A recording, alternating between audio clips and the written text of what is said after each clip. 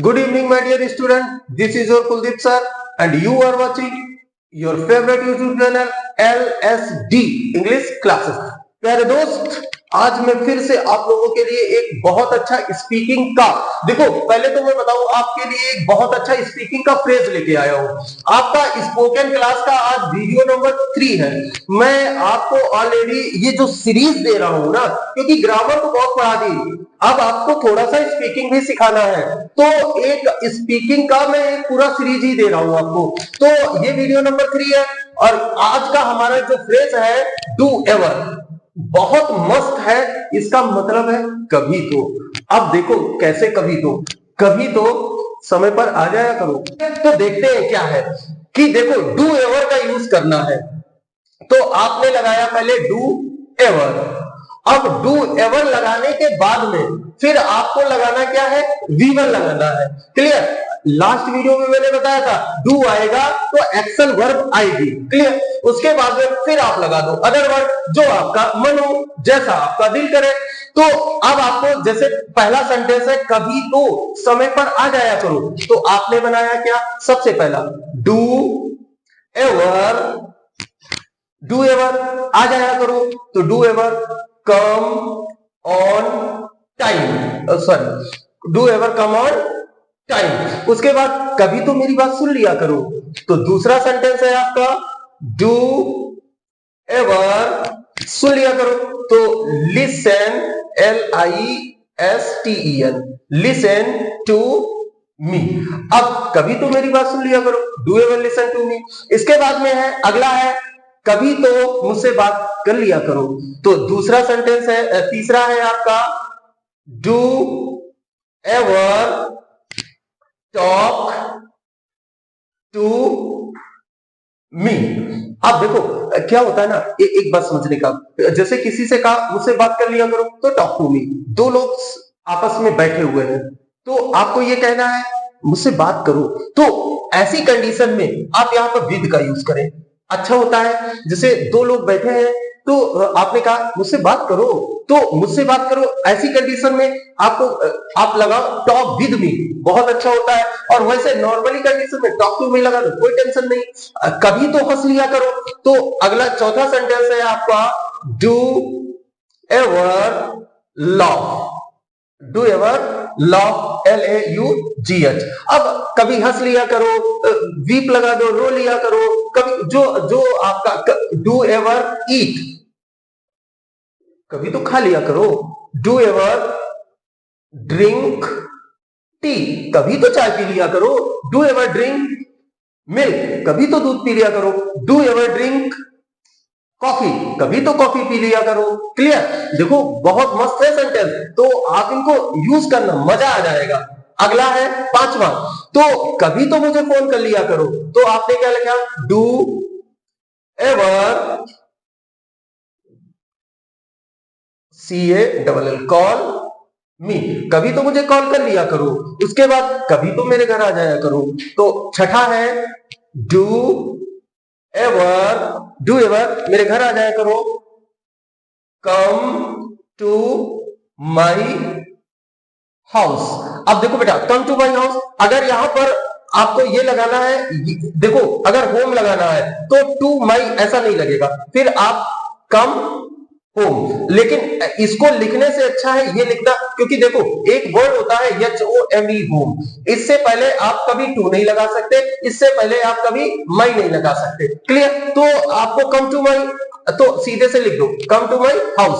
और ये बात याद रखना, होम से पहले टू नहीं आता, होम से पहले माई भी नहीं आता। क्लियर? कभी तो पढ़ लिया करो, तो आपने जैसे किसी ने कहा, मम्मी पापा ने बोला कभी तो लल्ला पढ़ लिया करो, तो आपने क्या कहा, तो आप ऐसा बोलना है। अगर आपको किसी से कहना है, आपको फ्रेंड से बोलना है कभी तो यार पढ़ लिया करो, पेपर आने वाले 18 तारीख से एग्जाम आ रहे हैं ना, यूपी बोर्ड, तो कभी तो पढ़ लिया करो, तो आपने बोला डू एवर स्टडी। अब देखो बेटा, रीड लगाना भी सही है लेकिन इतना सही नहीं है जितना स्टडी लगाना, क्योंकि आप एग्जाम की तैयारी कर रहे हो ना, तो आपको पूरा स्टडी सब कुछ देखना होता है। रीड का मतलब होता है किताब खोल के जो सामने रीड किया जाता है वो उसको बोलते हैं। हालांकि रीड लगा के चल जाएगा नो डाउट, लेकिन स्टडी लगाना ज्यादा बेटर होता है। इसके बाद में कभी तो मेरे वीडियो को लाइक कर दिया करो, ये आप लोगों के लिए है। क्लियर? तो देखो भाई, do ever like my video, और एक सेंटेंस जो आपके लिए लास्ट में बोला था, do ever subscribe my channel please. तो देखो, पहला सेंटेंस लिखा है मैं पढ़ता हूं और दूसरा सेंटेंस लिखा है वह पढ़ता है। ये दोनों सेंटेंस जो है सेम है, लेकिन आपको इनको लिखना कैसे वो आप समझने का प्रयास करो। अब बेटा क्या होता है, हम इसको बनाने के लिए हमें सब्जेक्ट लगाना पड़ेगा, V1 लगाना पड़ेगा, V5 लगाना पड़ेगा और अदर वर्ड लगाना पड़ेगा। अब बेटा V5 होता है जो हमारा सिंगुलर होता है, क्लियर, और जो V1 होता है ये हमारा प्लूरल होता है। अब कब हम V1 का यूज करते हैं और कब हम V5 का यूज करते हैं ये भी समझ ले। जो हमारा सब्जेक्ट होता है ना, ये दो प्रकार का, एक सिंगुलर होता है, एक प्लूरल होता है। अब आपको अगर नहीं पता है सिंगुलर क्या है, प्लूरल क्या है, तो तमाम सारे जो जिसमें मैंने टेंस पढ़ा है ना, वो टेंस वाले वीडियोस निकाल के देखो, और दो चार यहाँ पर मैं दिखा भी देता हूँ। तो बेटा सिंगुलर क्या होता है, जैसे ही हो गया, जैसे सी हो गया, जैसे इट हो गया, जैसे किसी का नाम हो गया, ये सब क्या होते हैं, नाम। तो ये सब क्या होते हैं हमारे सिंगुलर। और आई, वी, यू, दे, अब ये क्या है सब, ये सब होते हैं प्लूरल।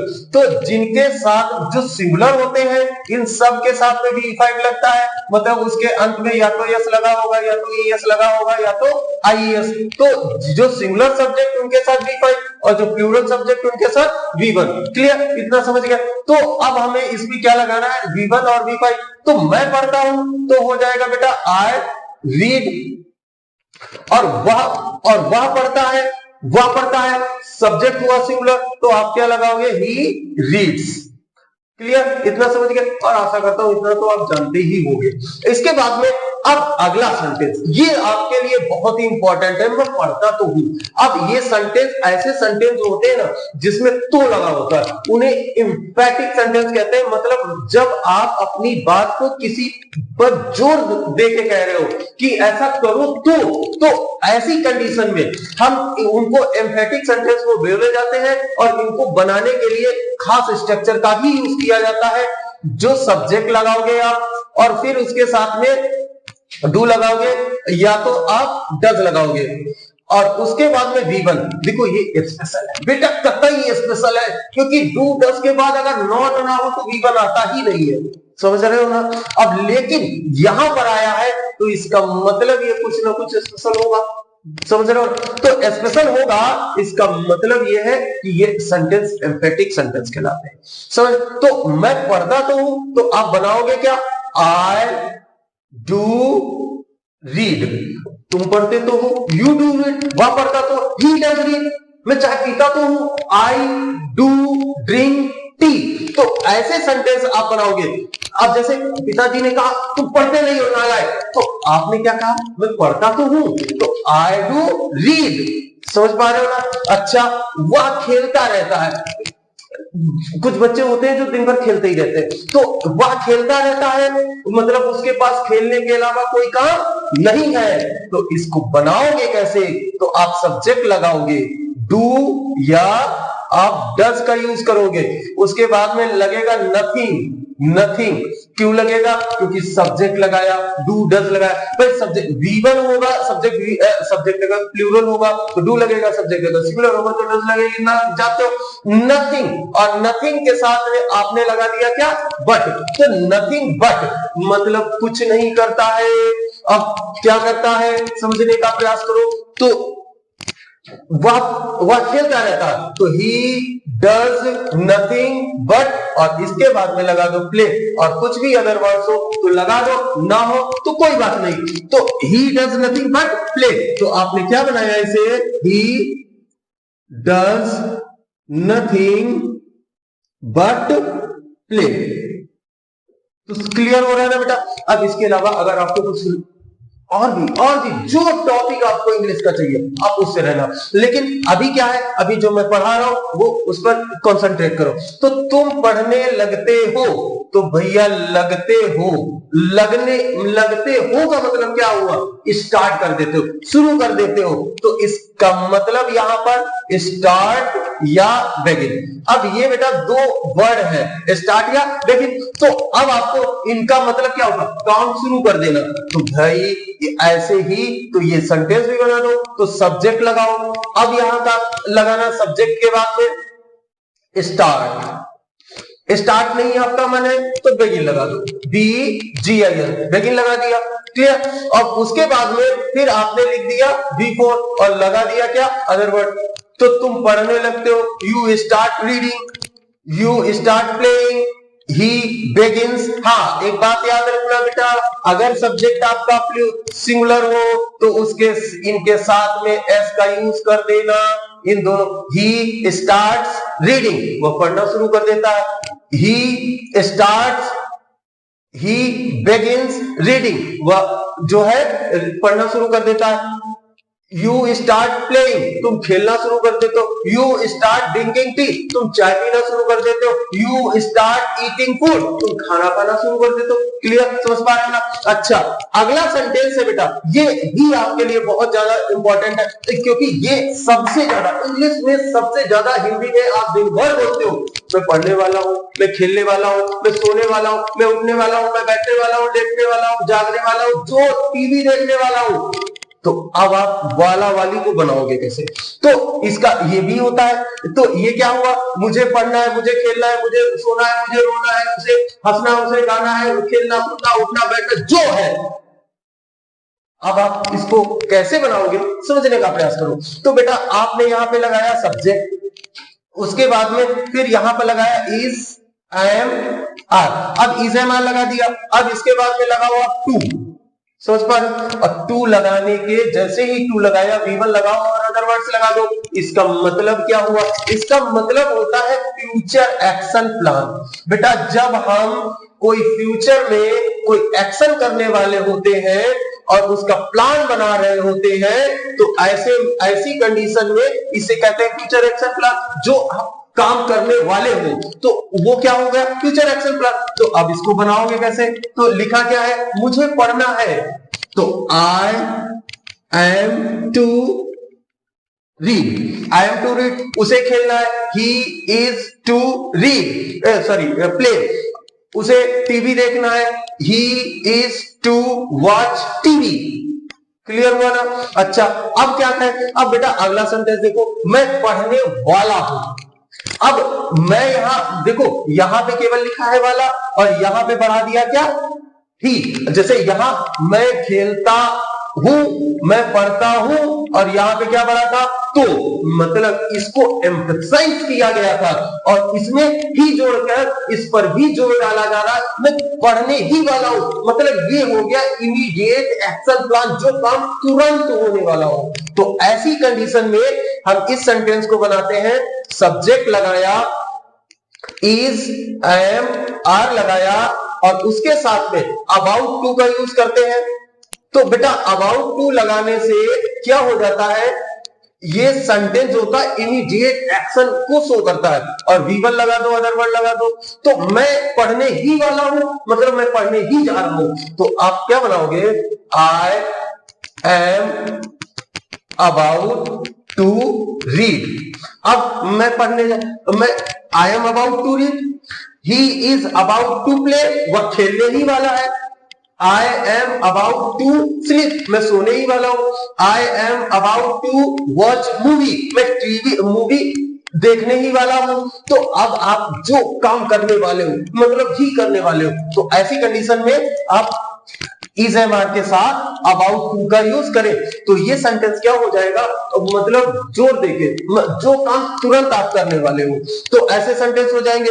अब इसको करते हैं, थोड़ा सा खाली करते हैं, तो अब आगे बढ़ाते हैं और अगर बेटा साथ में उतारते भी रहना ताकि आपका कुछ छूटे भी ना। अब देखो, अब अगला सेंटेंस क्या है, अगला सेंटेंस देखो, मुझे पढ़ना पड़ता है। तो ये क्या है, मुझे पढ़ना पड़ता है, मतलब ये कोई काम ऐसा लग रहा है कि मुझे मजबूरी में ऐसा काम करना पड़ता है कि मुझे पढ़ना पड़ता है, उसे स्कूल जाना पड़ता है, उसे पूरे घर के कपड़े धोने पड़ते हैं, उसे पूरे घर में झाड़ू लगानी पड़ती है उसे, क्योंकि ये आप सेंटेंस सुबह से शाम तक बोलते हो, तो आप इसे बनाओगे कैसे? तो यहाँ पे लगाया क्या, सब्जेक्ट, और फिर आपने लगाया क्या, हैज या हैव। तो हैज हैव लगाया, उसके बाद में आप लगा दो टू, और फिर लगाओ V1 और लगा दो अदर वर्ब। तो अब हैज हैव के साथ टू लग गया और उसके बाद V1 लगा, और वैसे हैज हैव के बाद में बेटा वर्ब के थर्ड फॉर्म आती है तो वो परफेक्ट टेंस शो करता है, फिनिश्ड एक्शन को शो करता है, ये मजबूरी को, कंपल्सन को शो कर रहा है। तो मुझे पढ़ना पड़ता है तो आई हैव टू रीड, मुझे स्कूल जाना पड़ता है, I have to go to school. अब मुझे स्कूल जाना पड़ता है, मुझे जैसे लिखा he has to do his work, उसे अपना काम करना पड़ता है, तो क्या हो गया, ही हैज टू। अब अगर सिंगुलर है बेटा तो क्या लगेगा, हैज का यूज होगा, प्लूरल है तो हैव का यूज होगा। क्लियर, समझ पा रहे हो ना? अच्छा, इसके बाद में अब देखो अगला सेंटेंस। अब अगला लिखा है पिताजी मुझे खेलने देते हैं। अब ये सेंटेंस ऐसा है कि भाई किसी को परमिशन दी जा रही है, किसी को अलाउ किया जा रहा है कि कोई काम आप कर सकते हो। तो ऐसी कंडीशन में आपको क्या करना होता है कि यहां पर आपने लगाया सब्जेक्ट और फिर लगा दो आप लेट, या लगा दो लेट्स। ये क्या हुआ, ये V1 है, ये क्या हुआ, ये V5 है। देखो पहला सेंटेंस बताया था, इसमें V1 और V5 बताया था, सेम वही पैटर्न चल रहा है। ये भी क्या है, V5, ये भी क्या है, V1। क्लियर हुआ ना? तो लेट, उसके बाद जैसे ही लेट लगता है तो आप जानते हो ऑब्जेक्ट आता है। कोई भी लेट का सेंटेंस हो, चाहे इंपेरेटिव हो बेटा, चाहे कोई भी हो, आपको जैसे ही लेट नजर आ जाए उसके बाद आप क्या लगाना, ऑब्जेक्ट। और अगर लेट आया है तो उसके बाद क्या लगेगा, V1 और अदर वर्ड लगा दो। समझ गए ना? तो अब देखो भाई, मुझे पिताजी मुझे खेलने देते हैं, तो फादर लेट्स मी प्ले। वह मुझे टीवी देखने देता है तो ही लेट्स मी वॉच टीवी। तुम मुझे पढ़ने देते हो तो यू लेट मी रीड। अब इसके अलावा अगला सेंटेंस बेटा, अगला जो है लास्ट आपका है, क्या है, वह पढ़ता रहता है। अब सॉरी, वह पढ़ता रहा और वह पढ़ता रहता है। अब देखो इन दोनों में अंतर है।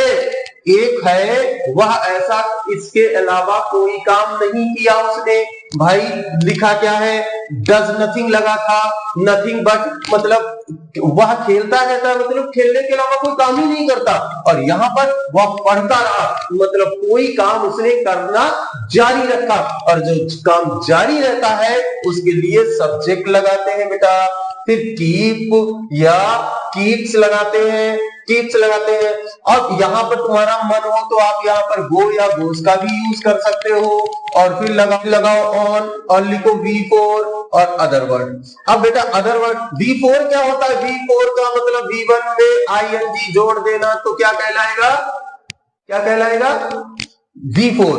तो अब वह पढ़ता रहता है, मतलब कुछ वह काम को, सॉरी वह पढ़ता रहा मतलब उसने काम को जारी रखा।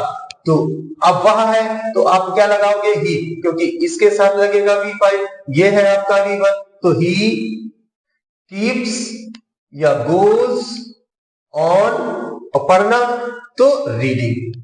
अब बोलो, अब बेटा समझ पाए?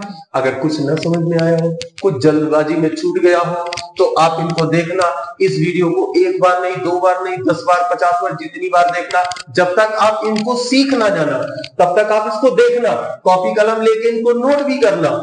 और आपके जो फ्रेंड्स जिनको ना मालूम हो उनके पास इस वीडियो को शेयर भी करना, क्योंकि आप थोड़ा सा पुण्य भी कमाओ, आप दूसरों को भी सिखाओगे। तो मैं आपको सिखा रहा हूं, आप दूसरों को सिखाओगे, इससे दोनों का ज्ञान बढ़ेगा।